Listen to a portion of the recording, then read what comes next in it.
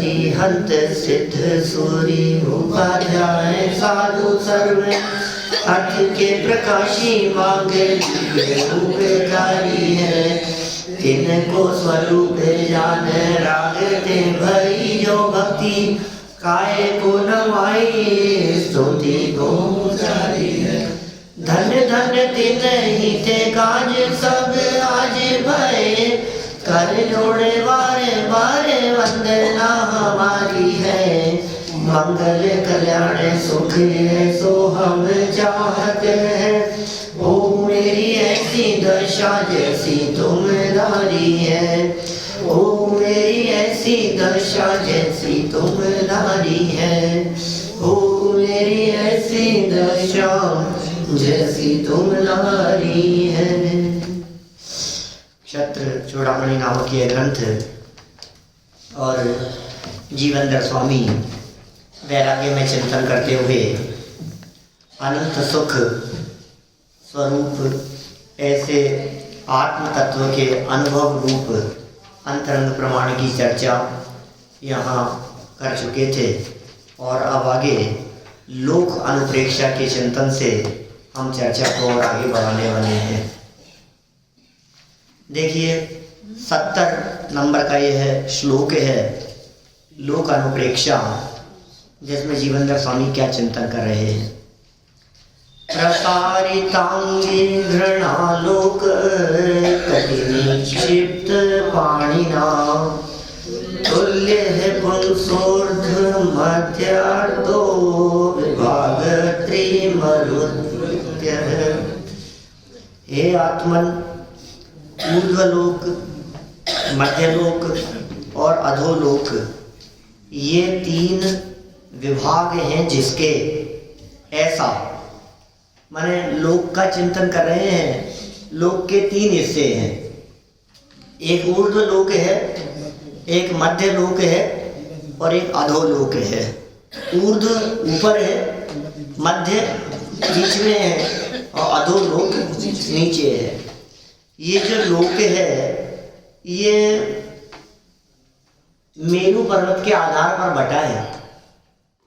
जितने मेरू पर्वत की हाइट है सुमेरु पर्वत की उतना मध्य लोक की हाइट है।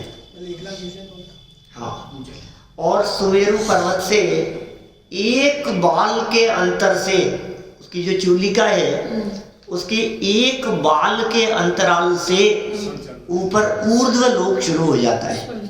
इसको छूता नहीं होता, छूता नहीं, एक बाल का गैप है। हाँ, कुछ भी हाँ, गैप है और उससे वो ऊर्ध्व लोक शुरू हो गया। स्वर्ग नहीं, ऊर्ध्व लोक। फिर मेरू पर्वत के नीचे से जहाँ जड़ है उसके नीचे से अधोलोक शुरू हो जाता है। 1000 योजन की जड़ है, उस जड़ के नीचे से अधोलोक शुरू हो जाता है। सूक्ष्मता तो बहुत है, लेकिन अभी अपन ज़्यादा विस्तार से चर्चा यहाँ लोक के संबंध में नहीं करने वाले हैं, क्योंकि लोक की चर्चा फिर कभी चलाएंगे अपन तो बहुत विस्तार से करेंगे। पहले की भी है अपन ने, जब प्रकरण अपने चले थे तब।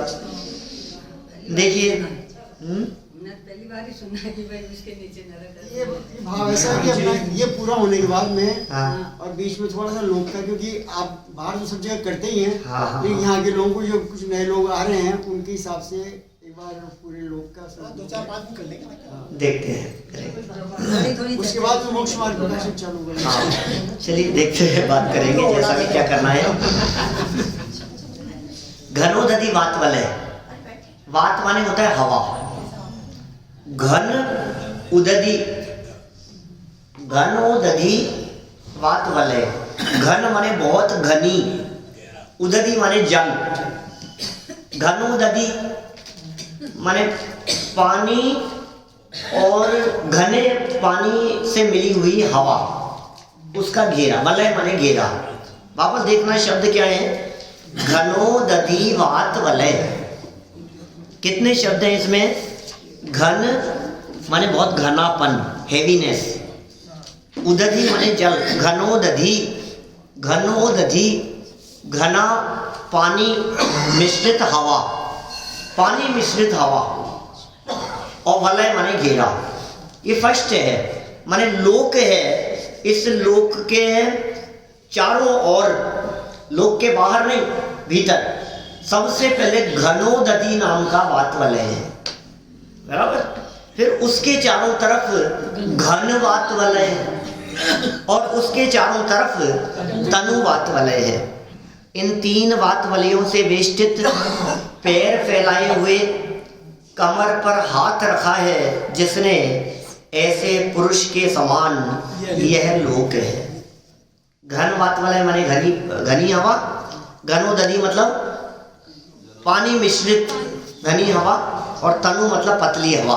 तो इनसे ये घिरा हुआ है। और ये लोक दिखता कैसा है कि लोक पुरुष संठान, क्यों साहब 12 भावना के हैं, लोक पुरुष संठान। कैसा कहना चाहते हैं कि नीचे से किसी व्यक्ति ने दोनों पैरों को ऐसे फैलाया हो, पैर फैले और हाथ ऐसे कमर पर रखे हैं,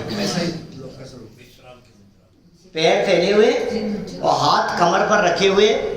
तो जो पुरुष का संस्थान माने आकार बनता है वो लोक है, वो समान लोक है। माने 12 भावना जो अपन भूधरदास जी की जो 12 भावना बोलते हैं, उसमें बोलते हैं 14 राज उतंग नभ, लोक पुरुष संठान, तामे जीव अनादि से भरमत हैं बिन ज्ञान। 14 राजू की ऊंचाई वाला, उतंग माने ऊंचाई, 14 राजू। अब राजू तो बहुत, राजू तो राजू ही है, वो नहीं है घर में आने वाला, काम करने वाला, दूध देने वाला, झाड़ू पोछा करने वाला, अखबार डालने वाला, उसका नाम वो नहीं है राजू। तो कौन है ये नाप है। और कितनी बड़ी नाप है कि एक राजू में असंख्यात योजन हो जाते हैं, और एक योजन 4000 मील का होता है, 4000 माइल एक योजन। 2000 कोस का है, मैंने 4000 माइल समझो। अब उसको किलोमीटर मत बनाओ, क्योंकि फिर वो राउंड फिगर में लेना पड़ता है, 6000 किलोमीटर कहना पड़ता है, लेकिन वो 6400 समथिंग के आसपास कुछ आएगा। खैर इतना बड़ा लोक है और पुरुषाकार है, और अनादि काल से ये जीव इस पुरुषाकार लोक में परिभ्रमण कर रहा है। देखिए सरल अर्थ देखिए, पल्लियों का सागर होता है वो उससे क्या मतलब है? योजन में बताया, योजन तो बहुत नीचे आगे चला गया। हाँ तो पल्ले उससे पहले पल्ले आएगा। पल्ले काल की नाप है, सागर काल की नाप है, वो लंबाई है, मैं चर्चा क्षेत्र की कर रहा हूँ, लंबाई है ना, थोड़े लंबाई। क्षेत्र की चर्चा। देखिए सरल अर्थ, यह षट द्रव्यमयी लोक दोनों पैरों को फैलाए तथा कमर पर हाथ रखे हुए पुरुष के आकार के समान है।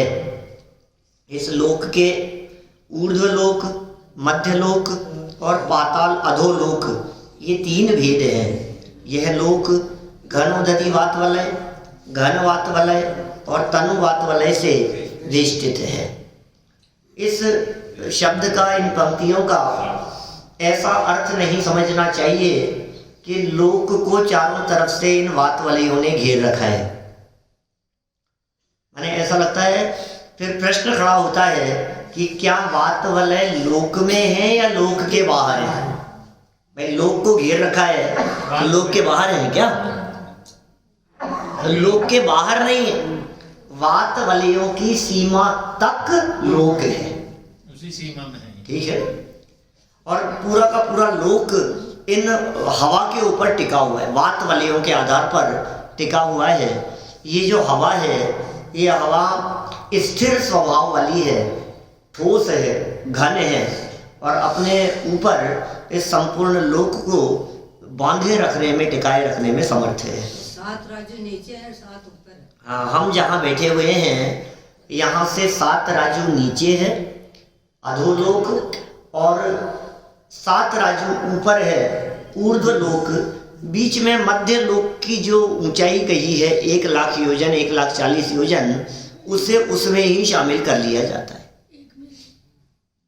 ऊर्ध्वलोक में ही शामिल कर लेते हैं, 7 राजू में ही। अब देखिए ये तो कोई विशेष बात नहीं है, तो आकार का चिंतन किया, इतना बड़ा आकार है। अब इस लोक के चिंतन के संबंध में आगे क्या विचार करते हैं। 71 नंबर का श्लोक, थोड़ा सा फास्ट लेते हैं। अब तो प्रयोजनभूत बात तो अब आएगी। वास्तव में क्षेत्र की चर्चा कोई प्रयोजनभूत नहीं है, जानकारी है तो ज्ञान है, ज्ञान का ये मात्र है। ज्ञान का विषय बन गया तो बन गया, कहाँ क्या क्या है ये तो जान लिया आपने, लेकिन वो जान करके कुछ अपने रागाधिक मंद हुए कि नहीं, कुछ कषाएं मंद हुई कि नहीं, कुछ कषाएं मंद होकर के स्वभाव सन्मुख होने की प्रेरणा मिली या नहीं। यदि ना मिली हो तो फिर ये त्रिलोकादिक के ज्ञान ये इससे अपने आप को महान समझता है। टोडरमल जी जीव अजीव तत्व संबंधी भूल में पेज नंबर 225 पर इस तरह की बात कहते हैं। गुणस्थान आदिक, गुणस्थान मार्गणादिक और त्रिलोकादिक के ज्ञान को उपादेय ठहराता है, उपयोगी समझता है, उनके अभ्यास में अपना उपयोग लगाता है, किंतु वीतराग दशा और भेद विज्ञान होने के कारणभूत विषय को नहीं पहचानता। बहुत मार्मिक लाइनें हैं। अभी वहाँ 3 दिन बहुत सुंदर पूरे मोक्ष मार्ग प्रकाशक के ऊपर विविध विषयों के ऊपर कारंजा में विद्वत संगोष्ठी हुई, बहुत आनंददायक कार्यक्रम रहा वहाँ। देखिए प्रयोजन की बात करते हैं, पंडित जी साहब सिखाते हैं यहाँ, जन्म मृत्यो पदेरत्न न संख्यात प्रदेश के लोके नायम प्रदेशोस्ति यस्मिन्ना भूरनंदशः। क्या कह रहे हैं, हे आत्मन, जन्म मरण के स्थान स्वरूप असंख्यात प्रदेश रूप इस लोक में ऐसा कोई भी प्रदेश नहीं है जिस प्रदेश में तू अनंत बार न जन्मा मरा हो। ये है भाई साहब वैराग्य की बात, ये है बात विचार करने की। अनादि काल से लेकर आज तक हम जन्म मरण करते रहे, और जन्म मरण करते हुए हमने कभी अपने आत्म स्वरूप को नहीं जाना, दुख उठाया, भरमत है बिन ज्ञान। 14 राजूतंग नव लोक पुरुष संठान तामे जीव अनादि से, अनादि काल से ये जीव भ्रमण कर रहा है, परिभ्रमण कर रहा है। ये कैसे परिभ्रमण कर रहा है, बिन ज्ञान, ना समझी में। समझ ही यदि हो जाती, चिंतन तो करता है ना धीरे, करता है ना चिंतन, लेकिन किसका चिंतन करता है, इसने मेरा बिगाड़ दिया। नहीं, जो भव्य जीव करते थे ना स्वचिंतन, जो स्वचिंतन करते हैं उनका संसार में रुलना मिट जाता है। चिंतन से आगे बढ़ते हुए, चिंतन पूर्व भूमिका है, चिंतन प्रारंभिक भूमिका है, और उस स्वचिंतन से आगे बढ़ते बढ़ते जब स्वरूप लीनता हो जाती है स्वनिर्णय पूर्वक, तो मोक्ष मार्ग प्रकट हो जाता है। फिर लोक में नहीं रहते, लोक के शिखर पे विराजमान होते हैं। अभी तो हमारी बात बतला रहे हैं कि भाई तुझे जो क्षेत्र संबंधी आकर्षण दिखाई देता है, तुझे जो लगता है चलो वहाँ घूम लो, चलो वहाँ चले आए, है वहाँ का प्रोग्राम, यहाँ का प्रोग्राम, इधर अच्छा लगता है, वो जगह अच्छी लगती है। ये कह रहे हैं दुनिया में ऐसी कौन सी जगह है जिस जगह पर तेरा जन्म मरण नहीं हुआ। ऐसा कोई खालिस्तान नहीं है, कोई खालिस्तान नहीं, सब जगह पर जन्म लिया है, जन्म लिया है। ऐसा कहते हैं हमारे जुगल जी बाबूजी तो देवशास्त्र गुरु पूजन में, भवन में जीवर घूम चुका, कण कण को जी भर भर देखा। सुनी के लाइनें कभी सुनी? भवन में कैसे कैसे घूमे साहब, जी भर मन भर गया क्या आपका? सही सही बतलाओ, मन भर गया क्या आपका? अभी तो मन में है, एक बार तो वहां तो जाइए पर एक बार और, एक बार शिखर जी की वंदना और कराएं, बस अब पता नहीं फिर आगे का भरोसा नहीं है। एक बार बंदे जो कोई, एक बार कश्मीर गए क्या? कश्मीर नहीं गए आप? अरे क्या हिंदुस्तान में रहते हो यार, धरती का स्वर्ग है कश्मीर। एक बार तो देखना चाहिए, एक बार तो जाना चाहिए, एक बार तो परदेश जाकर के देखना चाहिए। अरे क्या देखना है, जी भर के कह रहे हैं, जी भर के। हमारा मन नहीं भरता है, ये मन का स्वरूप ही इसी तरह का है। जी भर, जी क्या चीज है? जी माने मन। पुरानी भाषा है जी नहीं लग रहा, जी मतलब क्या है? अभी इतनी जल्दी क्यों जा रहे हो? जी कौन भरो? हाँ, जी कौन भर, जी भरने का मतलब मन भरना, मन नहीं भरना। किससे मन नहीं भरा तुम्हारा? देखो कितने लड्डू खाए, मन नहीं भरता हमारा। डोसे की खाने से मन थोड़ी ना भरता है, पेट भर जाता है। मन क्या? नहीं भरता, मन नहीं भरता। मन कह रहा है और पेट कह रहा है बस यार। फिर मन करता है एक और खा ले यार, फिर कब बनेंगे?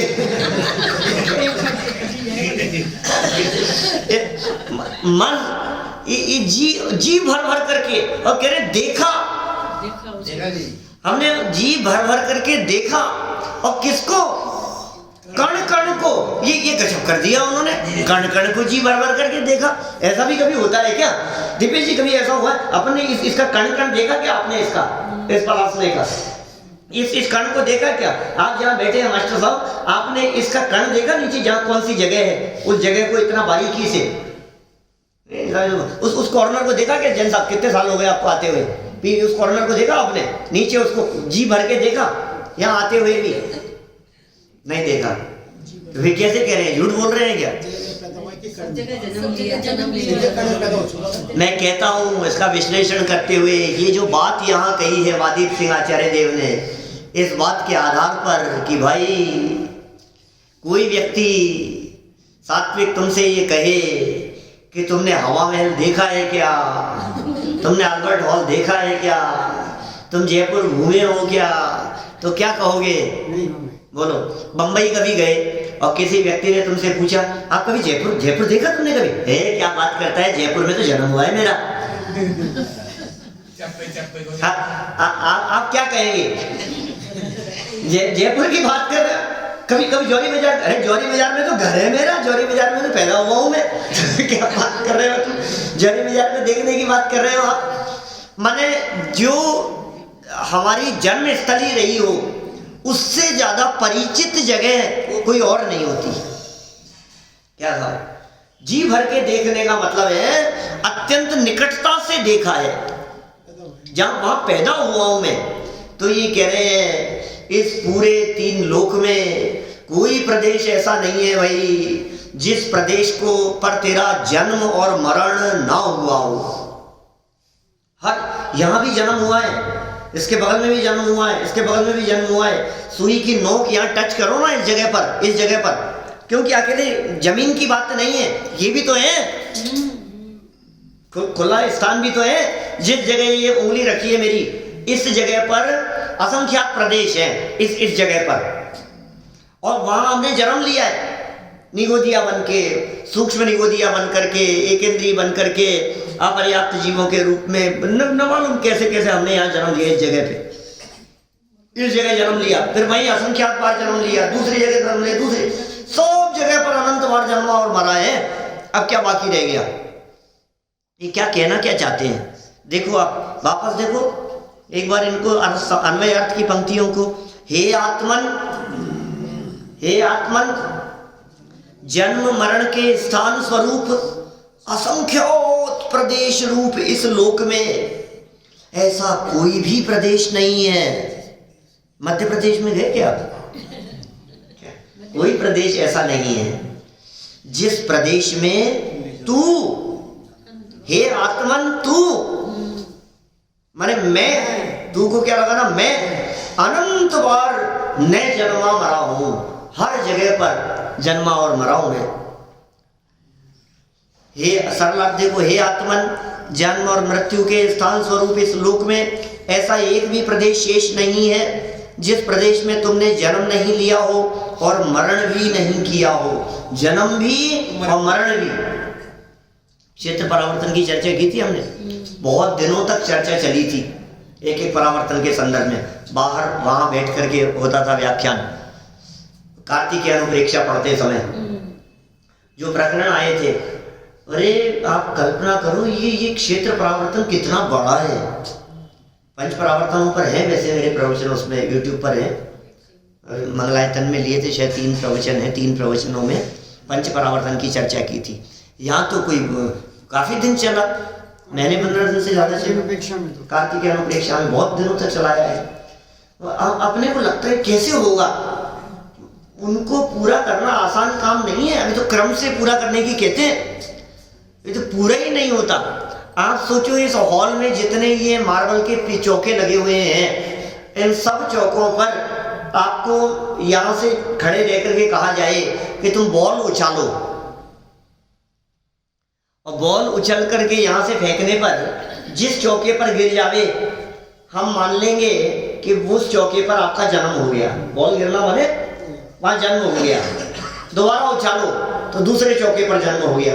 तीसरी बार उछालो, जहाँ गिरेगी वहाँ जन्म हो गया। अब मैं आपसे पूछता हूँ, मान लीजिए यहाँ 100 टाइल्स बिछी हुई हैं, सिर्फ 100, कितनी बार बॉल उछालेंगे कि वो 100 बार 100 चौके कवर हो जाएंगे? 100 बार हो जाएगी ना, हजारों बार में। एक बार उछाली तो एक कवर हो गया, गजब, एक पे टिक लग गया। देखो फटाफट दूसरे 10 बार उछाली आपने, 10 कवर हो गए।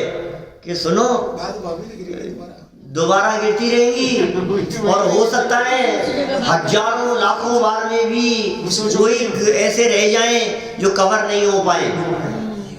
क्या ये तो तब कह रहा हूं मैं जब आप बुद्धि पूर्वक डालो, और बिना बुद्धि के आपको कहे मुंह करो इधर और अब उछालो पीछे, क्या बोलो। फिर इन 100 को कवर करने में कितनी बार? ऐसे ही असंख्यात प्रदेश हैं, इन असंख्यात प्रदेशों पर जन्म लेने में अनंत अनंत बार जन्म लिया है इसने, जन्मा और मरा है, पर सुख नहीं बस दुख पाया, मोह मोहित जीव ने। योगेंद्र देव योगसार में कहते हैं। देखिए आगे बढ़ते हैं अपन, इसी विषय को और आगे बढ़ाते हैं। मेरी तो भावना है जितना जल्दी खत्म हो ये, मैं तो आजकल पता नहीं कि मैं बार बार सोचता रहता हूँ कि ये कब पूरा हो ये। देखो, सत्य ज्ञाने पुनश्चात्मन पूर्ववत् संसरिष्यसि, कारणे जृंभमाणे भी नहीं कार्य परीक्षय। हे आत्मन, मिथ्या ज्ञान के होने पर तू पहले की तरह फिर संसार में घूमेगा। ओ भूल गया तू, अतीत को भूल गया, पिछले जो जन्म मरण किए तूने उसको भूल गया। तूने कश्मीर में भी जन्म लिया और तूने पेरिस में भी जन्म लिया, तूने हिंदुस्तान के कोने कोने में जन्म लिया, तूने प्रदेश दिखाई देते हैं उनके प्रदेश पर जन्म लिया। अरे विदेश क्षेत्र का कोई ऐसा हिस्सा नहीं है जहाँ जाकर के हमने जन्म नहीं लिया हो। स्वर्गों में कोई ऐसी जगह नहीं है जहाँ जन्म मरण न किया हो। नरकों में जाकर दुख भी अनंत बार भोगे तो स्वर्गों में जाकर के भोग भी अनंत बार भोगे। मैं चक्री पद पाए निरंतर भोगे भोग घनेरे, तो भी तनिक भय नहीं पूर्ण भोग मनोरथ मेरे। क्या तनिक भी मेरे भोग मनोरथ, ये इच्छाएं आकांक्षाएं कभी तृप्ति नहीं हुई, कभी शांति नहीं मिली, कभी चैन नहीं मिला, कभी सुख नहीं मिला। मैंने कभी विचार नहीं किया इसके बारे में गहराई से। भाई एक बार गंभीरता से बैठ करके विचार करो, शांत चित्त होकर के कर विचार तो पाम, ऐसा कहते हैं। विचार करेगा तो कुछ प्राप्त करेगा, तो विचार तो कर। अब किधर दौड़ता हुआ दिखाई देता है। उच्छिष्ट भोजी शब्द के प्रयोग किए हैं विद्वानों ने, आचार्यों ने। तू भोग करके त्यागी हुई को पुनः भोगता है। अनंत बार जिस भोग सामग्री को ग्रहण करके तूने छोड़ा है, पुनः पुनः तुझे भोगने का विकल्प आता है। तेरी बुद्धि को क्या हो गया है? वमन किए हुए को दोबारा चाटने जैसी स्थिति बताते हैं। ये तू क्या कर रहा है? और यदि तू अब भी नहीं संभला इस अतीत का विचार करके, तो ये कहते हैं भाई तू फिर रुलेगा, तू फिर भ्रमेगा, तू फिर दर दर की ठोकरें खाएगा। मुझे फिर दिखाई दे रहा है, एक बार देखा ना और तू नहीं संभला, तेरे फिर दोबारा होगा। 2 बार हुआ कि फिर नहीं संभला तू, अभी तो और रुलेगा तू, अभी तो और रोएगा तू। अभी जितना रोया है ना, ये इतने रोने से पार नहीं पड़ी, अभी तो और रोना दिख रहा है हमारे, दिख रहा है। तेरे लक्षणों को देख करके इस बात का अंदाजा लगाया जा रहा है कि तेरा भविष्य कैसा है। क्या बात कर रहे हो सब, भविष्यवाणी कर रहे हैं आचार्य जी। ये कह रहे हैं, क्या कह दिया इन्होंने, संसार में घूमेगा पहले की तरह, फिर संसार में घूमेगा। साहब आपसे मेरी क्या दुश्मनी है, मेरा क्यों बुरा चाहते हो आप, मेरे बारे में आप क्यों इस तरह के आप शब्द बोलते हो, मेरे बारे में अच्छे शब्द नहीं बोल सकते हो क्या आप? कि भाई हम अच्छे शब्द तो बोल सकते हैं लेकिन तेरे काम अच्छे नहीं दिखाई दे रहे, हम क्या बताएं, ये लक्षण अच्छे नहीं दिखाई दे रहे। इन लक्षणों को देख करके हमें तेरा भविष्य दिखाई दे रहा है, हमें फ्यूचर दिखाई दे रहा है, हमें ये होनहार दिखाई दे रही है, क्या होने वाला है वो स्पष्ट दिखाई देने लगा है। सूर्य उगने के पहले ही वो लालिमा दिखने लगती है, वो दिखाई देने लगती है। अब ये होने वाला है, लालिमा को देख करके कोई भी व्यक्ति ये कह सकता है कि अब सूर्य उगने वाला है, सूर्य उदित होने वाला है।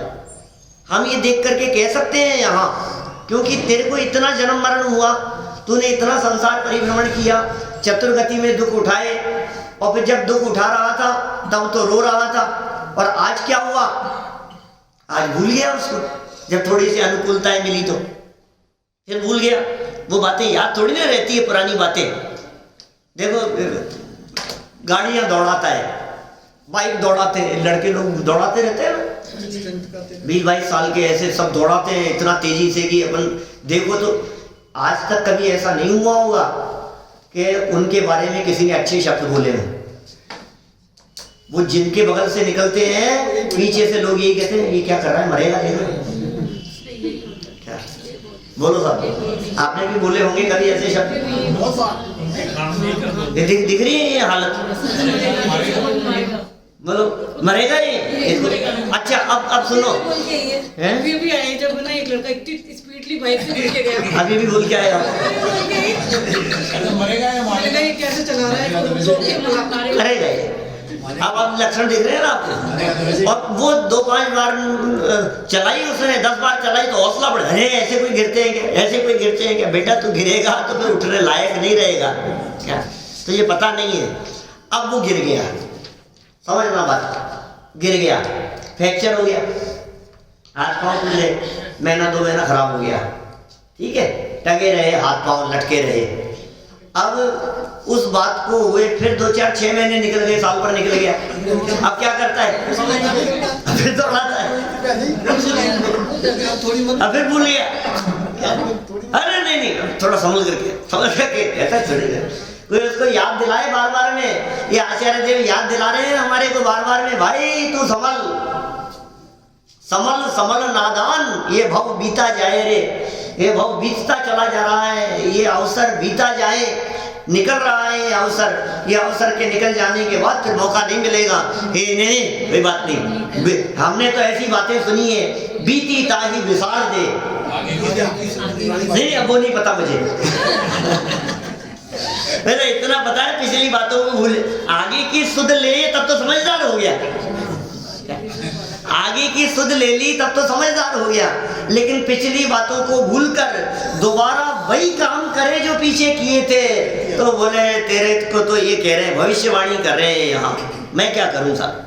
ये वादीप सिंह आचार्य देव के माध्यम से पढ़ रहा हूँ, ये भविष्यवाणी, ये क्या है, ये क्या कह रहे हैं, निश्चय से अत्र नीति है, ये नीति कह रहे हैं, अरे गजब, नीति का श्लोक है ये उसके बारे में चिंतन नहीं है, ये तो नीति है। क्या नीति है, निश्चय से कारण के वर्तमान रहने पर क्या कार्य नष्ट हो जाता है, अर्थात कार्य कदापि नष्ट नहीं होता।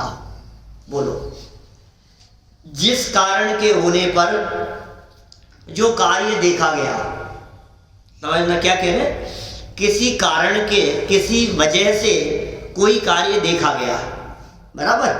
जैसे समझो गैस जल रही है और उसके ऊपर रखा गया दूध उबल रहा है, उबल रहा है, बराबर, कारण है गैस, उसके ऊपर रखा हुआ दूध वो कार्य है, बराबर। अब ये सोचे कि भाई ये दूध उबल रहा है, रोको इसको, तो कैसे रोकूं, फूंक मार रहा है, हाथ लगा रहा है, ऊपर से उसके वो प्लेट रखने की कोशिश कर रहा है, रुक जा रुक जा। अब वो दूध निकले जा रहा है और कोशिश की जा रहा है कैसे रोकूं इसको। ये सुन भाई, तुझे उस कारण के रहते हुए ये कार्य रोका नहीं जा सकेगा। यदि तुझे इस कार्य को रोकना है तो तुझे कारण को रोकना पड़ेगा, अदरवाइज जो दूध निकलने वाला काम हो रहा है ये निकलता ही जाएगा। कारण बदलो, कारण की तरफ ध्यान दो। ये कार्य तो देखता है, नहीं अब नहीं होगा, अब कह रहा हूं ना, अब आगे नहीं उभरेगा। अरे भाई तूने कारण मिटा दिया क्या? कारण की तरफ ध्यान देना पड़ेगा। सब जगह पर लागू होती है, पूरे दुनिया भर में लगा करके देख लो आप ये चीज। सिद्धांत है ये, कारण के अनुसार कार्य होता है। कार्य बदलने से कार्य नहीं बदलता। कारण की तरफ ध्यान देकर कारण बदलो। उसका कारण क्या था? जैसे वही जो कहते हैं ना, कुएं में से बिल्ली नहीं निकाली, वो कारण है।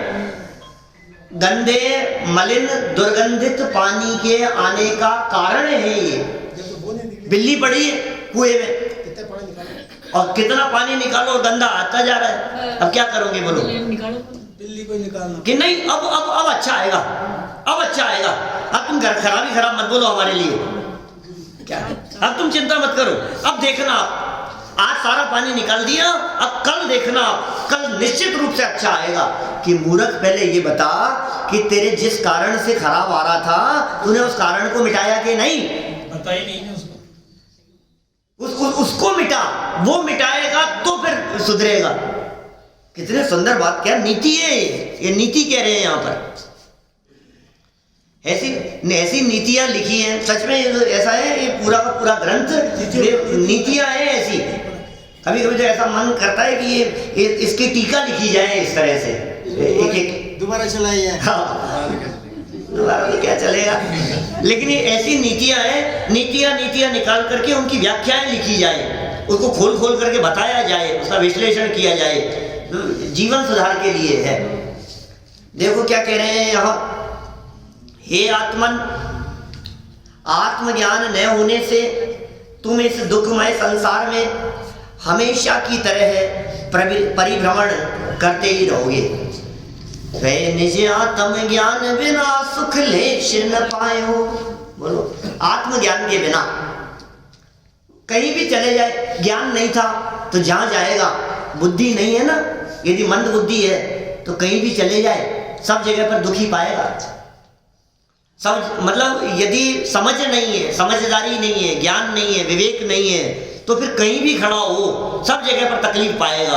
और यदि समझदारी है तो कहीं भी खड़ा हो, स्वदेशी पूज्यते राजा, विद्वान सर्वत्र पूज्यते। तो बुद्धि भी यदि है तेरे पास में तो सारी दुनिया तुझे पूछेगी, सब जगह पर सम्मान प्राप्त करेगा। और ज्ञान नहीं है तो ज्ञान नहीं है ना, तो तेरे घर के भी तुझे नहीं पूछेंगे। क्यों? उनसे मत पूछो यार, उनको समझ तो है नहीं कुछ, ये कुछ समझते तो है नहीं, इनको रहने दो, इनसे बात मत करो, अपन ही कर लेंगे। क्यों? क्योंकि इनमें नहीं है समझ। तेरे में यदि समझ होगी तो घर के भी पूछेंगे, पड़ोसी भी पूछेंगे, और समाज के लोग भी आकर के पूछेंगे कि इनसे पूछो, उनसे निर्णय कराओ।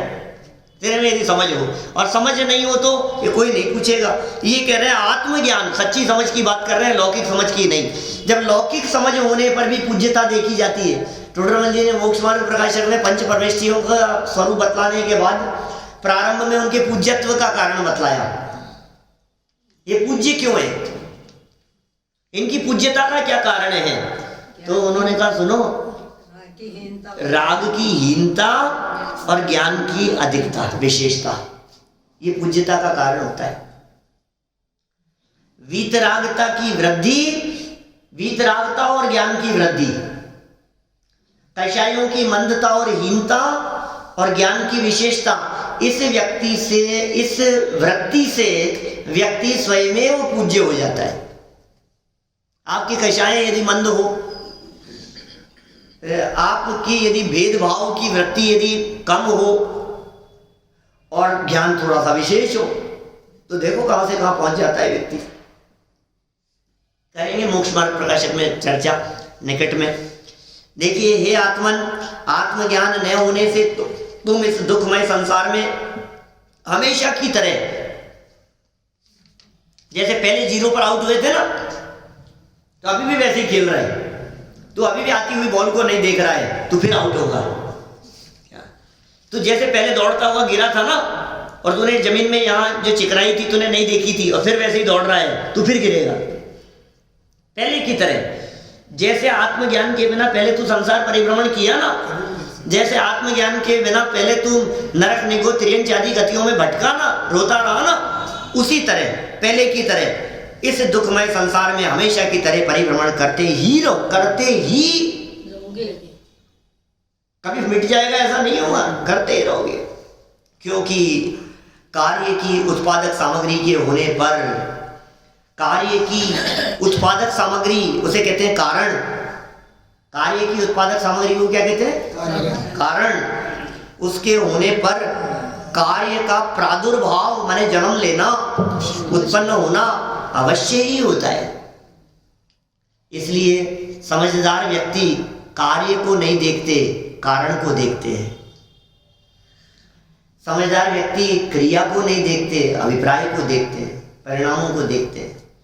समझदार व्यक्ति अंतर से देखते हैं, ऊपर ऊपर से नहीं देखते। ये समझदारों के लक्षण हैं। आप कैसा देखते हैं किसी घटना को, उसकी तह में जाकर के बात करो, उसके अंतरंग से देखो, उसके मूल कारण को जाकर के पकड़ो, क्या कारण है। अतएव तुम आत्मज्ञान प्राप्त करने का प्रयत्न करो जिससे मुक्ति की प्राप्ति हो सके।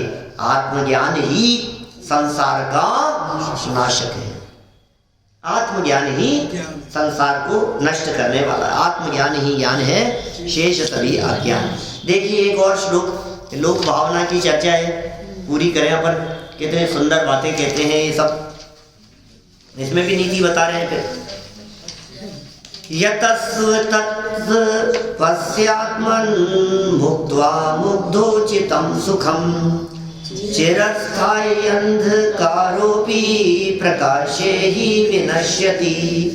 हे आत्मन, मूढ़ पुरुषों के भोगने योग्य इंद्रिय सुख को छोड़कर तप करने में यत्न कर।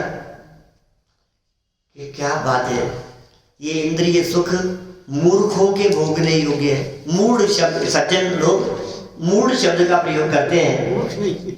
मूढ़ शब्द का अर्थ होता है, डिक्शनरी में देखो तो मिलेगा मूर्ख। मूर्ख अच्छा नहीं लगता। और ये जो हे आत्मन है ना यहाँ अपना नाम लगाना मत भूलना। पिछले छंदों में जो अपन ने अपना नाम लगाया था हे आत्मन की जगह, ये कह रहे हे आत्मन मूढ़ पुरुषों के, हे संजीव मूर्ख लोगों की तरह भोगने योग्य इंद्रिय सुख को छोड़, उसको छोड़। ये ग्रहण करने योग्य नहीं है, ये करने योग्य नहीं है कि साहब ये छोड़ दूंगा तो करूंगा क्या, कि तप करने में यत्न कर, तप करने का प्रयत्न कर। देखिए नीति कह रहे हैं नीचे, अत्र नीति निश्चय से प्रकाश होने पर चिरकाल से स्थित अंधकार भी नष्ट हो जाता है। कुछ याद आता है क्या, कोई श्लोक? भक्तामृत का श्लोक याद आता है? क्या है? आस्तां तवस्त वनमस्त समस्त दोषम त्वत्संकथापि जगतां दुरितानि हन्ति दूरे सहस्रकिरणः कुरुते प्रभैव पद्माकरेषु जलजा। दूसरा त्वत्संस्तवेन भवसन्तति सन्निबद्धम् पापं क्षणाक्षयमुपैति शरीरभाजाम् आक्रान्तलोकमलिनीलमशेषवाशु सूर्यांशु भिन्न मंधकार। शार्वरम अंधकारम, शार्वर माने रात्रि, रात्रि के अंधकार को सूर्यांशु भिन्नमेव, सूर्य का सूर्यांश, सूर्य की किरण पड़ने मात्र से, सूर्य की किरण मात्र उस रात्रि भर से व्याप्त अंधकार को जिस तरह से दूर कर देने में समर्थ होती है, इसी तरह से हे जिनेंद्र देव आदिनाथ भगवान आपकी स्तुति से जन्म जन्मांतरों के पाप वो कट जाते हैं, दूर हो जाते हैं। तुम काम तो करो। अरे साहब बहुत पाप किए हैं, अरे साहब मेरे साथ तो क्या क्या हुआ है मैं बता नहीं सकता।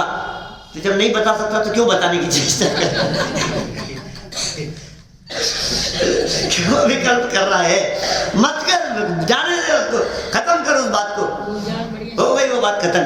अब ये कह रहे हैं कि तू उस पुराने रोने को रोता रहेगा तो आगे कैसे बढ़ेगा? रोना बंद कर।